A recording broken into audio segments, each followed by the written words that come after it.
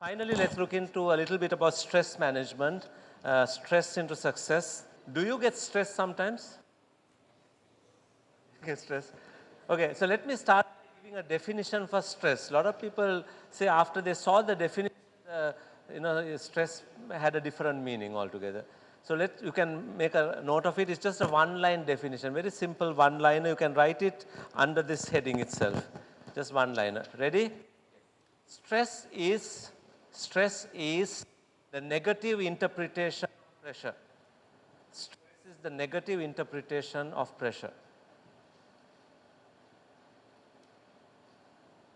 Stress is the negative interpretation of pressure. That's it. It's a very simple definition. Pressure is good. Pressure helps us to learn something, develop. In fact, someone said a piece of diamond, piece of coal which has been put under extreme pressure. That's how you make these thighs, make these geudas into diamonds or whatever it is. They have this pressure techniques. But the point we are saying is, when we look at pressure in a positive, we say this is good for us. Remember some of the earlier words we use. Instead of overloaded, if we say I'm over demanded, instead of saying stressed, I'm blessed with responsibility. If you look at it positively, it becomes success, not stress. Would you agree, like someone like Mahatma Gandhi had a lot of pressure, but not necessarily stress? Nelson Mandela, lots of pressure, not much stress. Right? So people who have a purpose, who know exactly where their life is going, and that's the benefit that you can have. Without that purpose, you will start looking at it more positively. In fact, our entire life is full of problems, from the time of birth to death. Sorry? The thing is this: if you don't look at pressure in a positive way, that becomes stress. If you look at it positively and say, okay, this is good for me, this pressure is good, this is helping me to serve society, this is helping me to learn something new, this is helping me to improve my capacity, it's good. If you look at it positively, then it goes the other way. So having said that, let me give you some tools. The first one is called choice. Okay, the first bullet point is choice. I'm going to give you 2 questions that you can ask yourself when you are in an extremely stressful situation. 2 simple questions. So write it down and I'll give you 2 examples to highlight how this works. First question is this: how do I take good care of myself right now? How do I take good care of myself right now? That's question 1. Question number 2. Can I change the situation? If not, can I change my attitude? Can I change the situation? If not, can I change my attitude?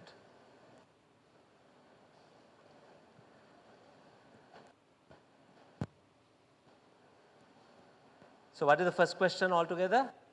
How do I take good care of myself right now? Right?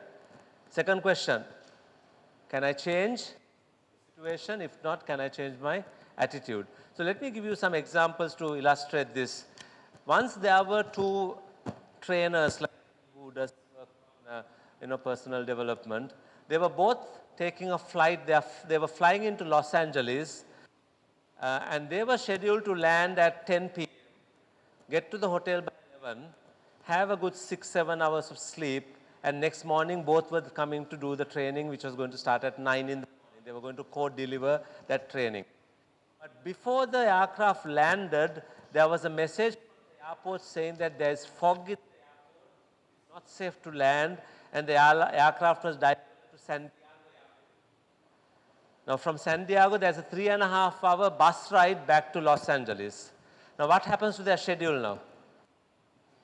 Totally messed up, and a lot of people get stressed out when their schedules are messed up. Okay.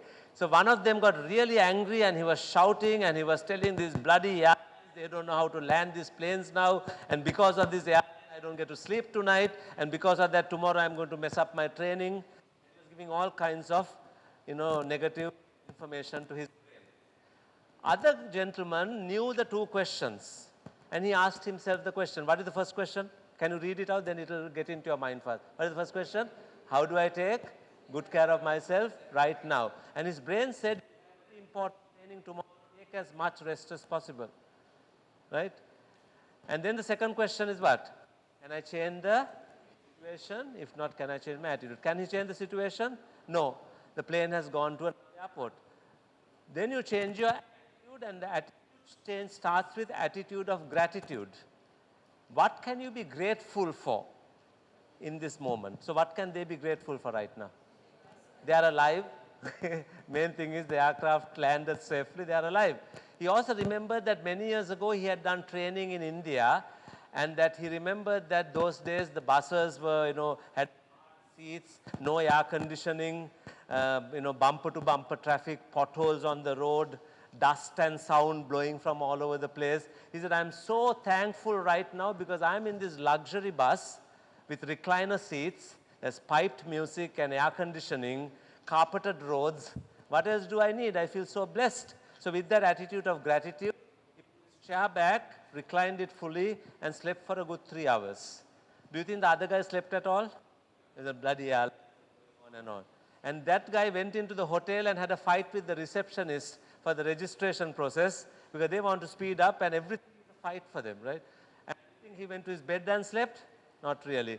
This guy quickly checked in, went into his bed, and had a good 3 hours of sleep. Both of them come to do the training the next morning. The guy who knew the two questions looked fresh as if he just came back from a holiday. The other guy looked a disaster. Black eyes, hair all over the place. He looked like a final survivor of the Titanic. The question is this, whose choice was it? Whose choice? Their own choice. So stress is our own choice. We put stress on ourselves, and sometimes knowing these two questions helps a lot. Someone said if you are able to capsule these questions and put it in a pharmacy, it will be a big seller for stress relief. But just use it. Okay, let's take the traffic situation. Next time in your traffic, ask these two questions. What's the first question? How do I take good care of myself right now? So what would be the answer from the brain? Prepare for your next meeting. Do whatever you can. You have to be just relax and be calm. That's all, right? Second question is what? Situation. If not, can you change the traffic? No. Change your attitude. And start with attitude of gratitude. So what can you be grateful for in the traffic? That you have a car, you can listen to some music, a mobile phone, you can call someone, inform about your delay, you're grateful about the life you have, all the good things. And then, relax. Okay. Sorry?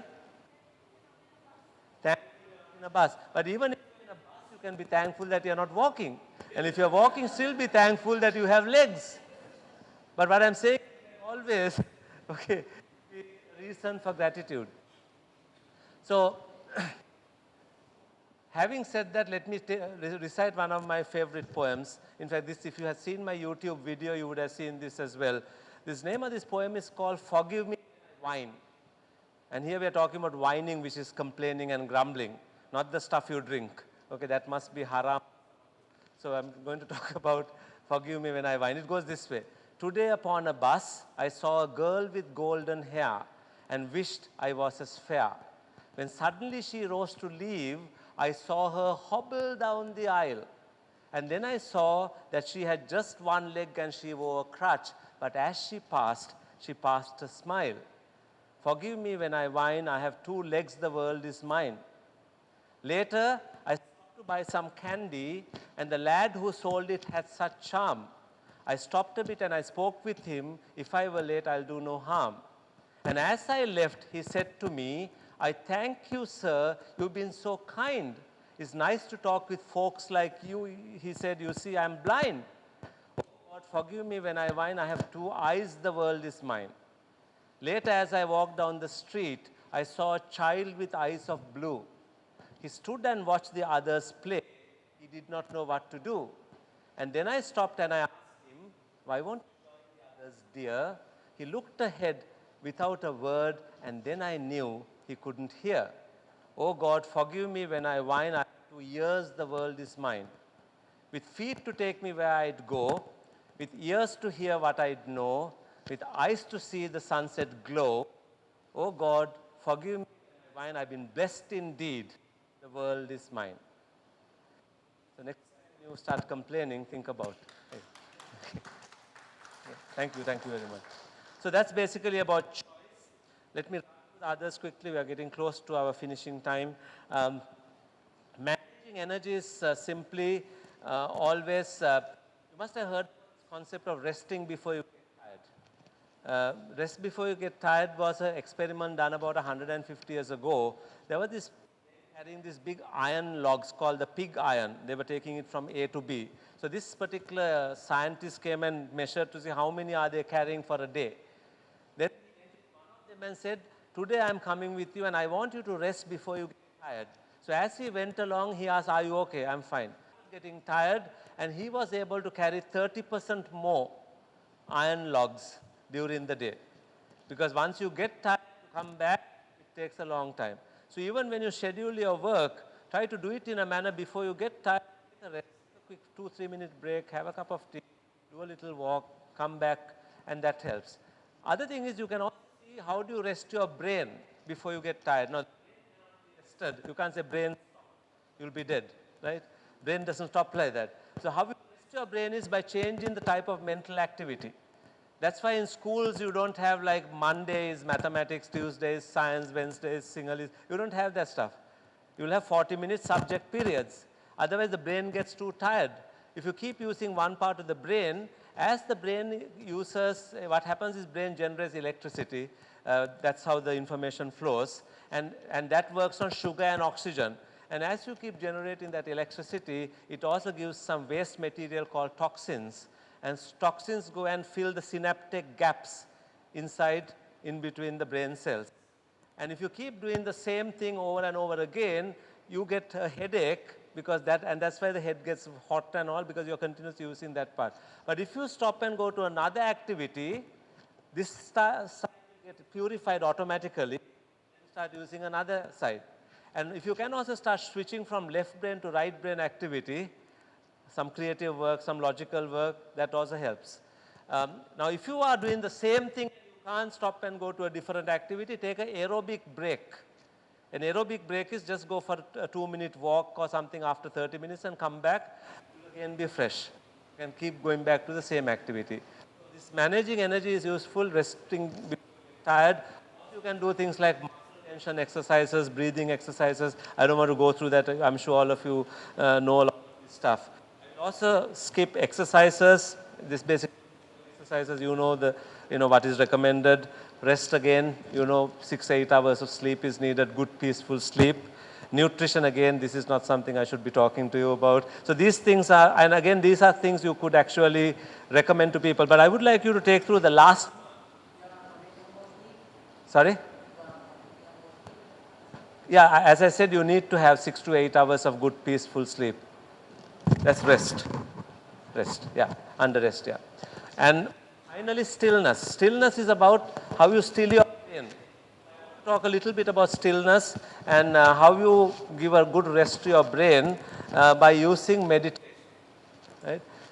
Now, here our brain works at frequencies. There are 4 brainwave frequencies. Brainwave frequency. The first wave is called beta. These are Greek letters, as you know. Beta is between 14 to 20 per second. So, when you're awake, you're in beta. Right now, you're in beta. When you're relaxed, you're close to 14. When you're stressed out, you're close to 20. Beyond the 20 can cause strokes and other issues like that. So, this is your beta brainwave frequency. Next, we have alpha, which is 7 to 13. Then we have delta, which is 3 to 6. And finally, theta, which is 1 to 2. Now, delta is sleep. Delta is sleep. Theta is dream state, dreams, deep sleep. That is theta. Now, if beta is awake, at beta you are awake, at delta you are asleep. What is alpha then? Okay, that is the resting brainwave frequency. And the resting brainwave frequency, and all of you, I'm sure you're experiencing this every day.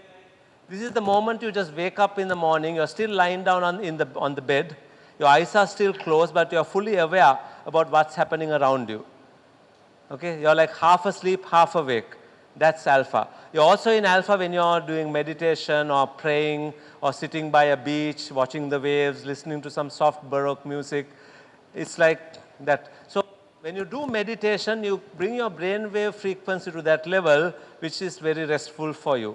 So what I would do is to help you this, I would take you through a little meditation process, which is basically a simple scientific process of visualizing. You visualize a particular thing as per my guided instruction, and then you will relax and experience it in 2 minutes. Okay?